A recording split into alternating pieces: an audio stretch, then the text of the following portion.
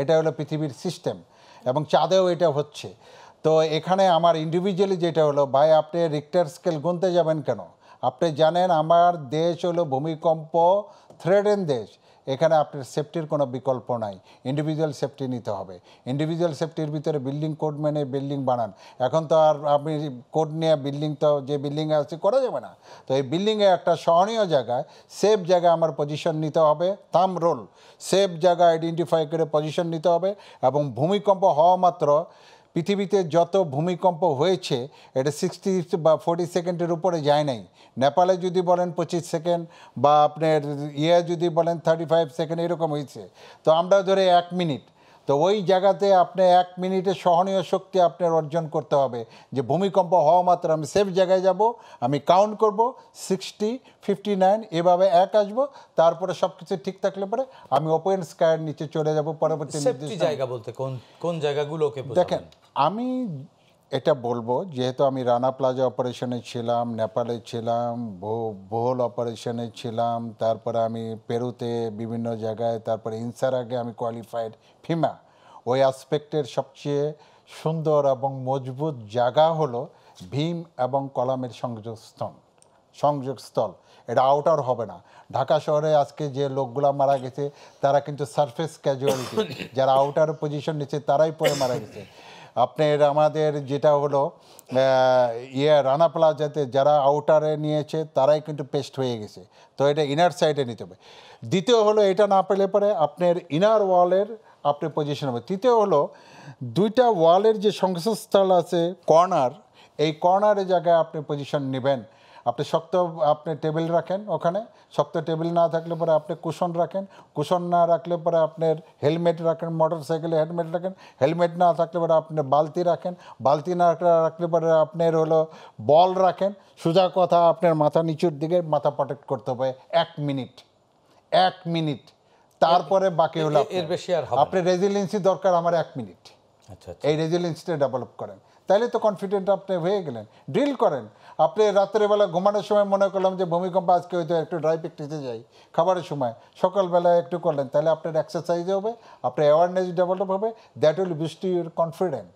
কিন্তু এত গেল ভবনের ভেতরের সিকিউরিটির বিষয়, বাইরে আউটসাইডার সিকিউরিটি, আউটসাইডের সিকিউরিটি আপনাকে ওইটাই করতে হবে। এখন সোজা কথা, ইট উইল মেক লাভ, যদি আমি পুরাতন ঢাকার ভেরি ঘিঞ্জি জায়গা যাই, I should put on the helmet, motorcycle helmet পাওয়া যেতে হবে, কারণ এখানে সিকিউরিটি পৃথিবীর কেউ দিতে পারবে না।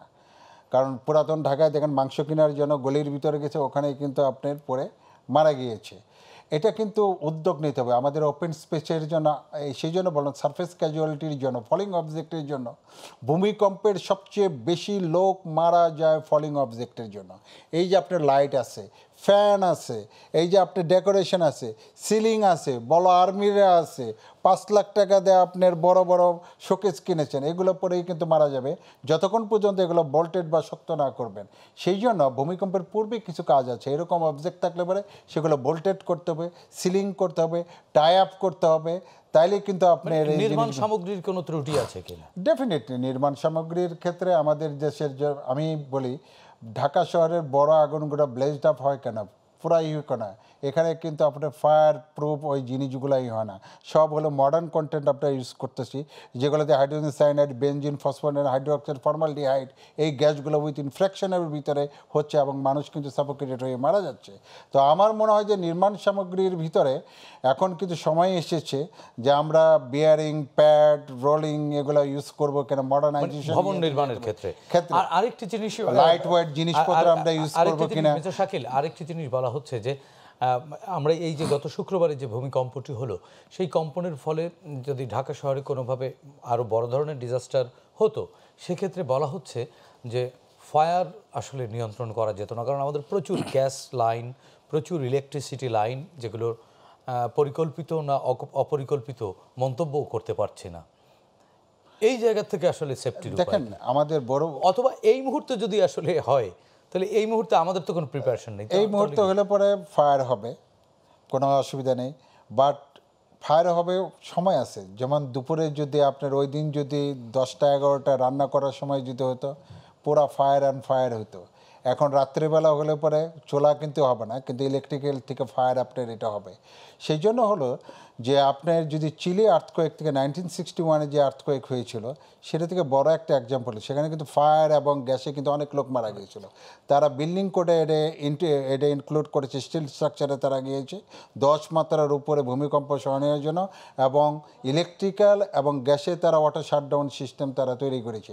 সেম রিক্টার স্কেলে 2010-এ ভূমিকম্প হয়েছে, সব অটো শাটডাউন হয়েছে এবং ফ্যাক্টরিগুলো লোক মারা যায় না, ফ্যাক্টরিগুলো আবার এক সপ্তাহের পরে পুরো আবার চালু হয়ে গেছে। তার মানে এটার জন্য বাড়তি কোনো বরাদ্দের প্রয়োজন নেই, শুধু আন্তরিকতা এবং আন্তরিকতা, আমাদের কোড মাইন্ডসেট পরিবর্তন করতে হবে, মাথার মাইন্ডসেট তৈরি করতে হবে। মেজর শাকিল, আপনার কাছে আবারও আসবো একটু। রুবায়েত কবির, আপনার গবেষণা কি বলে জাপানে যে ভবনগুলোতে অনেক তীব্র মাত্রায় ভূমিকম্প, আপনি নিজে বলছিলেন বিরতিতে যাবার আগে যে আরও বড় শেক আপনি ফিল করছিলেন এবং আপনি আপনার মায়ের কাছ থেকে বিদায় নিচ্ছিলেন, স্ত্রীর কাছ থেকে বিদায় নিচ্ছিলেন, তো সেরকম আমরা প্রত্যাশা করি না আমাদের এখানে হোক।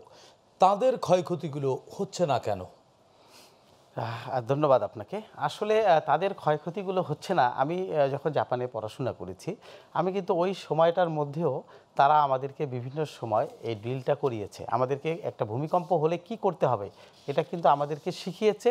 নট অনলি শিখিয়েছে, আমাদেরকে মাঝে মাঝেই এটা করতে হতো। তো মেজর শাকিল যেটা বললেন যে আসলে আমাদেরকে এই জায়গায় খুব সচেতন হতে হবে। আমরা যদি ভূমিকম্প তো এমন একটা প্রাকৃতিক দুর্যোগ, কোনোভাবেই কিন্তু আমরা এটাকে থামায় রাখতে পারবো না, প্রকৃতি তার নিয়মে কিন্তু হবে। বাট আমরা যদি ভূমিকম্পের জন্য যে ধাপগুলো আছে, ভূমিকম্প তো আসলে আমাদের 3 ধাপে কাজ করতে হয় এর ডিজাস্টার ম্যানেজমেন্টটা। একটা ভূমিকম্প হওয়ার আগে একটা কাজ, ভূমিকম্প চলাকালীন একটা কাজ, ভূমিকম্প হওয়ার পরে কাজ। তো এখানে সবচেয়ে বেশি যে জায়গাটায় কাজ সেটা হলো ভূমিকম্প হওয়ার আগে। ভূমিকম্প হওয়ার আগে যে কাজটা সেটা হলো, আপনি ভূমিকম্প হলে তো ক্ষতি হয় আপনার স্ট্রাকচার, সুতরাং আপনার স্ট্রাকচারটাকে ভূমিকম্প সহনীয়ভাবে বানাতে হবে। আর হলো আমাদের যে শহরটা, এই শহরটাকে আসলে সমন্বিত একটা পরিকল্পনা নিয়ে করতে হবে। আমরা যদি এই শহরটাকে যদি একটা সমন্বিত পরিকল্পনা নিয়ে যদি করতে পারি, তাহলে আমাদেরকে এই ভূমিকম্পের জন্য এই যে একটা প্যানিক, যে ভূমিকম্প হওয়ার পরে অনেকে এখন ঘুমাতে পারছে না। কালকে রাত্রে 12টার দিকে আমাকে নরসিংদী থেকে ইটিভির একজন সাংবাদিক ফোন দিয়েছে যে রুবায়েত ভাই, আজকে কি সম্ভাবনা আছে রাতে ভূমিকম্প হওয়ার? তা আমি বললাম, ভাই ভূমিকম্প তো আসলে পূর্বাভাস নেই। বলে যে না, এই জায়গার লোকজন তো ঘরে যাচ্ছে না, তারা তো বাইরে আছে। তারা রুবায়েত ভাই, আমি একটু প্রশ্ন যোগ করতে চাই। জি বলুন। গত 24 ঘন্টায় 90 বারের বেশি ভূমিকম্প হয়েছে এবং আরেকটি খবর যেটি আসলে আপনি বললেন পূর্বাভাস নেই, কিন্তু দেশের মধ্যাঞ্চল স্থির নয়। এগুলো কি, এই পূর্বাভাসগুলো তাহলে আসলে ভূমিকম্প 90 বার মানে হয়েছে, এটা আসলে আমি বলবো 90 বার কম্পন হয়েছে, এটা আসলে একটা ভুল তথ্য।